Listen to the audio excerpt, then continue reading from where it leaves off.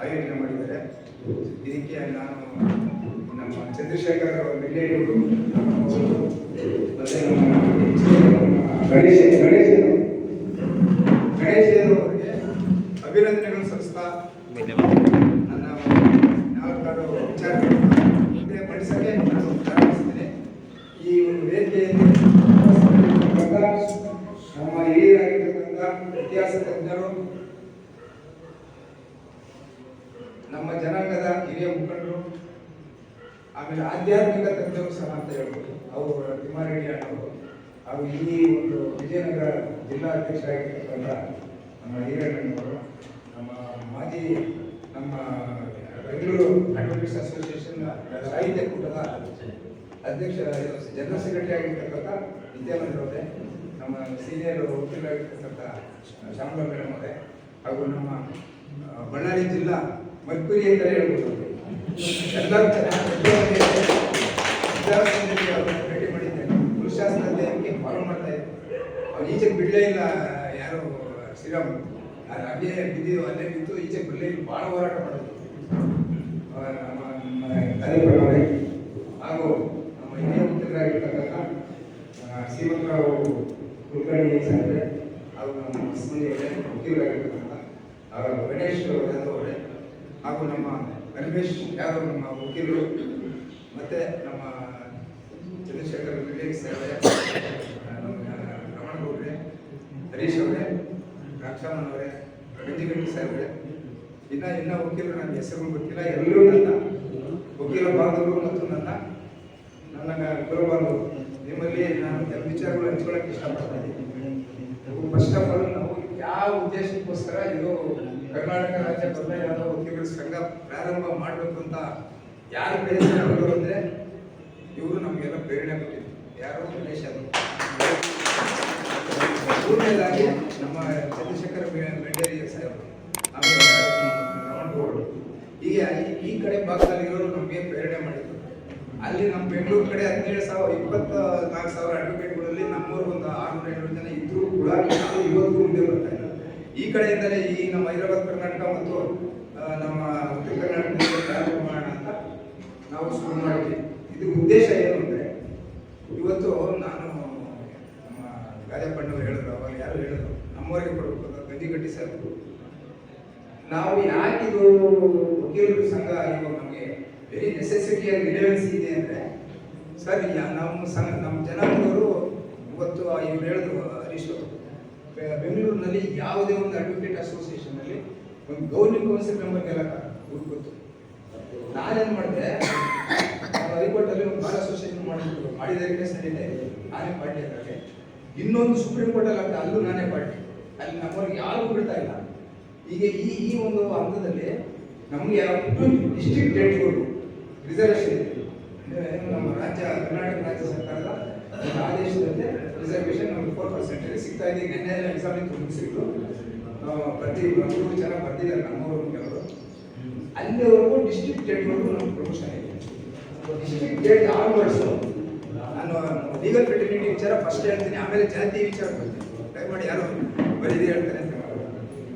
ಈಗ ಡಿಸ್ಟ್ರಿಕ್ಟ್ ಜಡ್ಜ್ವರೆಗೂ ನಮಗೆ ಅಲ್ಲಿ ಪ್ರಮೋಷನ್ ಸಿಗ್ತವೆ. ಆದರೆ ಆನ್ವರ್ಡ್ಸ್ ಬೆಂಚ್ ಅಂಡ್ ಬಾರ್ ಅಂತ 50% ಬೆಂಚು 50% ಬಾರ್ ನೇರವಾಗಿ ಅಡ್ವೊಕೇಟ್ಗಳು ಜಡ್ಜ್ ಮಾಡ್ತಾರೆ. ಈಗ ಸುನೀಲ್ ಯಾದವ್ ನೇರವಾಗಿ ಅಡ್ವೊಕೇಟ್ ಆಗಿರೋದು. ಹಾಗಾಗಿ ಅಲ್ಲಿ ನಡೆಯುವಾಗ ವಿರುದ್ಧಕ್ಕೆ ಹೆಂಗಾದ್ರು ಅಂದರೆ ಏನಾಗ್ತಾ ಇದ್ರು, ಚೀಫ್ ಜಸ್ಟಿಸ್ ಅಲ್ಲ, ಚೀಫ್ ಜಸ್ಟಿಸ್ ಲ್ಯಾಂಗ್ವೇಜು ಎಲೆಗಳು ನೋಡ್ಬಿಟ್ಟು ಮಾಡೋದು, ಯಾರು ಏನು ರಿಪ್ಲೇಸ್ ಮಾಡಿಲ್ಲ. ಅದೊಂದು ಎಕ್ಸೆಪ್ಷನಲ್ ಕೇಸ್. ನಮ್ಮಲ್ಲಿ ಈವರೆಗೂ ಹೈಕೋರ್ಟಲ್ಲಿ ಯಾರು ಜಡ್ಜಸ್ ಇದ್ದೆ ನಾಗಪ್ಪ ಅಂತ ಹೋಗಿರುತ್ತೆ, ನಾನು ಕೇಳಿಲ್ಲ. ಅವ್ರು ಬಿಟ್ಟರೆ ಯಾರು ಇವರು ಆಗಿರುತ್ತೆ, ಸುಧೀರ್ ಆಗಿತ್ತು. ನೆಕ್ಸ್ಟ್ ಟರ್ಮ್ಗೆ ನಮ್ಮವರೇ ಒಂದು 3-4 ಜನ ಆಗಿರ್ಬೋದು ಪ್ರಮೋಷನ್ ಆಗಿ ಬಿಜೆಪಿ ಇನ್ನೊಂದು 2 ಡಿಸ್ಟ್ರಿಕ್ಟ್ ಈಗ 2 ಡಿಸ್ಟ್ರಿಕ್ಟ್ ಜನರು ಹೋಗ್ತಾರೆ. ಆಮೇಲೆ ಈಗ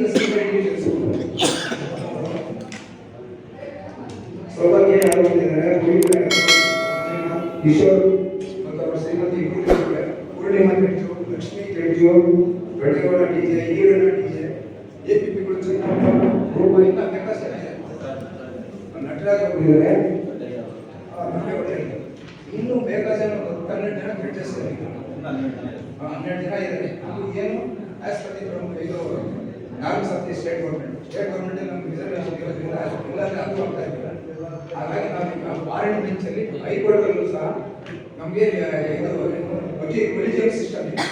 ಆ ಕೊಲಿಜಿಯಂ ಸಿಸ್ಟಮ್ ಹೋದರೆ ಎಲ್ಲರಿಗೂ ಅವಕಾಶ ಸಿಗ್ತದೆ. ಅದ್ರ ಬಗ್ಗೆ ನಾವು ಫೈಟ್ ಮಾಡ್ತಾ ಇದ್ದೀವಿ. ಸೆಂಟ್ರಲ್ ಗೌರ್ಮೆಂಟ್ವರೆಗೂ ಬಂದಿದ್ದೀವಿ, ಲಾ ಮಿನಿಸ್ಟ್ರಿಗೆ ಎಲ್ಲ.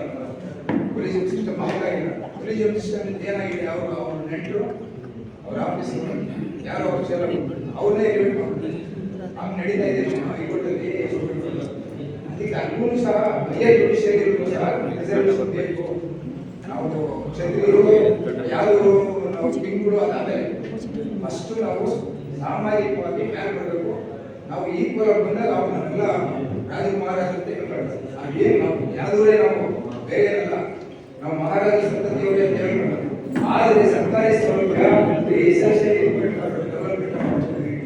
ಹಾಗಾಗಿ ನಮ್ಮ ಮೊನ್ನೆ ಈಗ ಯಾರು ಹೇಳಿದ್ರು ನಮ್ಮ ಬಳ್ಳಾರಿ ಅವರು ಟ್ರಿಬಲ್ ಮರ್ಡರ್ ಕೇಸ್ ನಾಯಕರು ಅಲ್ಲಿ ಜಾಗವಾಗಿ ಗಲಾಟೆ ಮಾಡ್ಕೊಂಡು ಮರ್ಡರ್ ಆಗಿದ್ರು. ಭಾಷೆ ಲಿಂಗಾಯತ ಒಬ್ಬರು ಮಾಡಿದ್ರು, ಅವ್ರೇನು ಮಾಡ್ಬಿಟ್ಟು ಟ್ರಿಬಲ್ ಮಾಡಿದ್ರು. ನನ್ನ ಹತ್ರ ಬಂದಿಲ್ಲ. ನಾನೇನು ಮಾಡಿದೆ, ಸುಪ್ರೀಂ ಕೋರ್ಟ್ ತಗೊಂಡು ನಮ್ಮ ಸುಪ್ರೀಂ ಕೋರ್ಟ್ ಯಾರು ಅಂತ ನಮ್ಮಲ್ಲಿ ಹೇಳ್ಕೊಡ್ತು. ಈಗ ರಿಲೀಸ್ ಆಗಿ ಅದೇ ಬಳ್ಳಾರಿ ಈಗ ನಾವು ನಮ್ಮ ಹತ್ರನೇ ಹೋಗ್ಬೇಕು ನಾನು ಹೇಳಿದ್ದು ಕೇಳ್ತಾ ಇದ್ದೀನಿ. ಬೆಂಗಳೂರಿಗೂ ಅಷ್ಟೇ ನಾವು ಆದಷ್ಟು ನಮ್ಮ ಲಾಯರ್ಗಳನ್ನ ನಮ್ಮವ್ರಿಗೆ ಹೇಳಿದ್ದಾರೆ. ಬಾರ್ ಅಸೋಸಿಯೇಷನ್ಗೆ 17,000 ಲಾಯರ್ಗಳಿಗೆ ನಾವು ಆಗುವಂಥ ಶಕ್ತಿ ನಮ್ಮವ್ರಿಗೆ ಹಿಂದೆ ನಾರಾಯಣಪ್ಪ ಅಂತ ಪ್ರಪ್ರಥಮವಾಗಿ ಬಾರ್ ಅಸೋಸಿಯೇಷನ್ ಪ್ರೆಸಿಡೆಂಟ್ ಆಗಿದ್ದರು ನಮ್ಮವರೇ ನಾರಾಯಣಪ್ಪ ಅಂತ. ಹೀಗೆ ನಮ್ಮದು ಕೆಪಾಸಿಟಿ ಇದೆ, ಟೈಮ್ ಇದೆ. ಹಾಗಾಗಿ ಲೀಗಲ್ ಫಿಡಿಲಿಟಿ ನಾವು ಇನ್ಫೀರಿಯಾರಿಟಿ ಕಾಂಪ್ಲೆಕ್ಸ್ ಇರಬೇಕು. ಅವರು ನಿಮ್ಮಂತೆ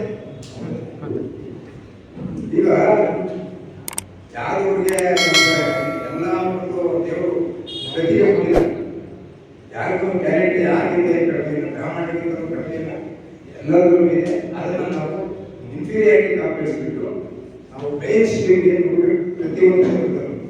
ಈಗ ಲೀಗಲ್ ಫೆಸಿಲಿಟಿನಲ್ಲಿ ಈ ರೀತಿ ನಡೀತಾ ಇದೆ. ಅದಕ್ಕೆ ನಾವು ಇದನ್ನ ಹುಟ್ಟಾಕಿದ್ದೇವೆ. ಇವಾಗ ನಾವು ಯಾಕೆ ಹುಟ್ಟಾಕ್ತಿದ್ದೀವಿ ಅಂತಂದ್ರೆ, ಫಸ್ಟ್ ಆಫ್ ಆಲ್ ನಮ್ಮ ಮಲ್ಲ ವಕೀಲರಿಗೆ ಬಹಳ ತೊಂದರೆ ಇದೆ. ಎಲ್ಲ ವಿಚಾರದಲ್ಲಿ APP ಮಾಡ್ತಿರ್ಲಿಲ್ಲ. ನಮಗೆ ಲೀಗಲ್ ಫೆಸಿಲಿಟಿಗಳಿಗೆ ಕೆಲವು ಏನಾದ್ರು ಉದ್ಯೋಗ ಕೊಡ್ತಾರೆ, ಆ ಉದ್ಯೋಗಗಳು ಕೊಡ್ತಾ ಇಲ್ಲ. ಅದಕ್ಕೋಸ್ಕರ ನಾವು ಹೋರಾಟ ಮಾಡಿಸುವಂತ ನಮ್ಮ ವಕೀಲರ ಒಂದು ಉದ್ದೇಶ ಹೇಳ್ತೇವೆ.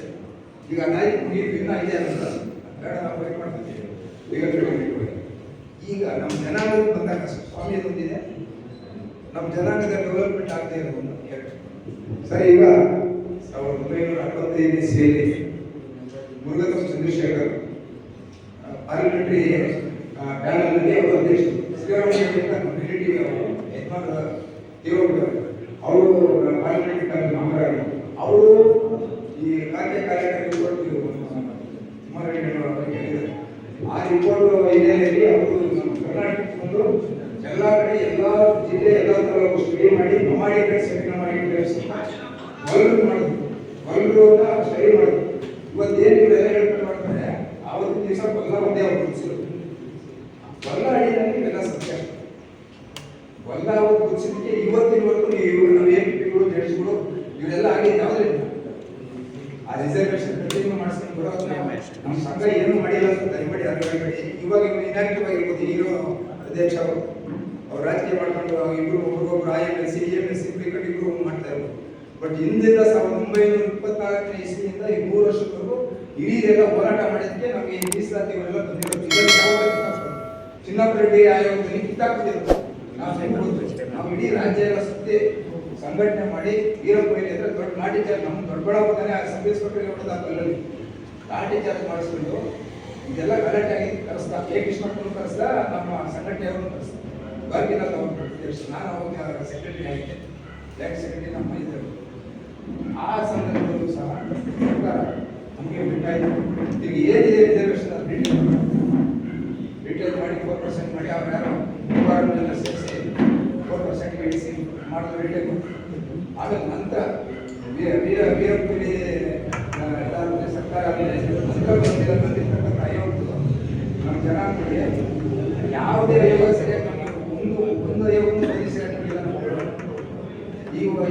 ಸುಲಭ ಕೊಟ್ಟು ಇವಾಗ ಕೊಡ್ತಾರೆ, ಇನ್ಯಾವಾಗ ಕೊಡ್ತಾರೆ ಒಂದು 2-3 ತಿಂಗಳು.